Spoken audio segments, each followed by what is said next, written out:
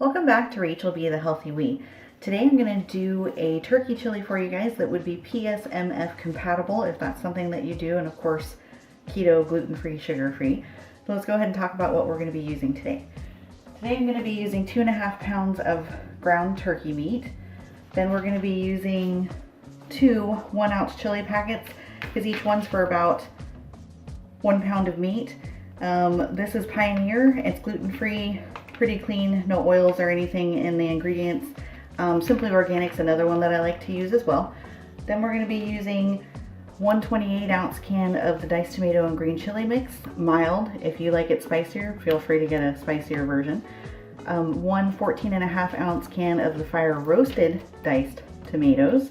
And then we're going to be using 8 tablespoons of minced onions, 1 tablespoon of ground garlic. We've got between 1/8 and 1/4 of a teaspoon of cayenne powder. This is 2.5 teaspoons of pink Himalayan salt, 2.5 teaspoons of freshly ground black pepper, and then we have a couple optional items. I'm going to use 2 tablespoons or so of Worcestershire to give a little bit of more beefiness in the background. I'm going to use 1/2 teaspoon of turmeric, 1/4 teaspoon of thyme, and rosemary. These are just some nice herbs to utilize when you're using a poultry. Gives a good earthy flavor, but again, these are purely optional.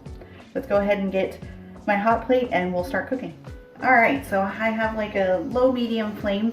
You're gonna wanna start with a completely cold pan with the turkey. The main reason for this is that's the best way for you to get small bits. It allows, while the pan is heating up, allows you time to actually get it scrunched down into little small pieces. So little tip, start working with a cold pan.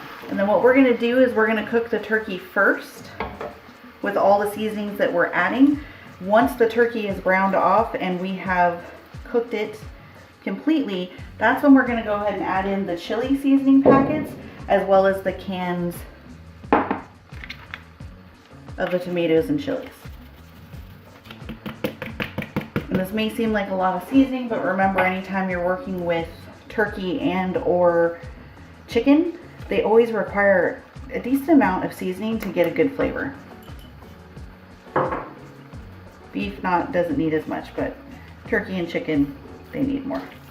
So I'm gonna go ahead and start browning this, and I'll show you when it's done and we're getting ready to add in the seasoning packets and the diced tomatoes. All right, now that we've cooked the turkey through, we're gonna go ahead and add in our other ingredients. Mine is yellow because I use the turmeric. That's pretty classic with turmeric. It just kind of turns everything yellow. We're gonna add in our seasoning packets. And now we're gonna wanna put this on a lower heat because we're basically just gonna simmer all of these ingredients together to get a good emulsion of flavor. If you wanted to make this carnivore, you certainly could withhold the tomatoes altogether.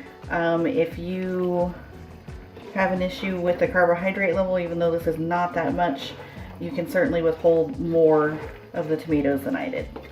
And it's going to be pretty wet at first, but that's the low and slow. If you just sit and simmer it, you can make it as thick as you want, because the longer you simmer it, as you can see all the steam, the water will slowly evaporate and you will end up with a really thick chili, or like I said, whichever direction you want to go. But you want to simmer it for at least a minimum of 20 minutes to really meld the flavors. A little bit longer definitely won't hurt. You'll get a deeper flavor in it. And again, PSMF, carnivore, keto, just a really good beanless chili because, you know, nobody likes the beans anyways. I hope you give this a try, and thanks for watching.